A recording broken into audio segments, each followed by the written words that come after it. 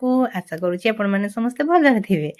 तो आज देखंतु आमे दीजा आम बाड़ी नड़िया सुखीला गछरे तो आमे दीजा गलु नड़िया बिछेबा पई। तो बिछेबा को गला बेलको आगर गोटे नड़िया ऑलरेडी पड़ीला गड़िया तो आमे लागिगलु सेटा उठेबा पई।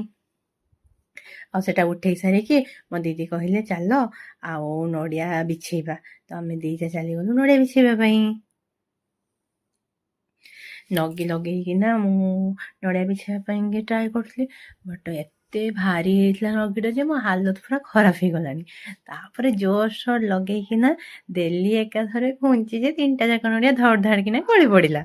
तो आमे दीजा नड़िया उठेइकिना लागिगलु पुणी थरे पानी नड़िया पड़गला तो नड़िया उठेबा भी पुणी थरे लागिगलु। आउ केते कष्ट करिकी मु देखंतु गड़ियारू पोखरीरू उठेली होउछि नड़िया। आ मते लास्ट हाथ पाइलेनी तो मते गोड़ लगेबा पई पड़िला जेहेतु श्रीफल रे गोड़ लगांतिनी फिर भी कोन करबे उठेबा पई मते गोड़ लगेबा पई पड़िला।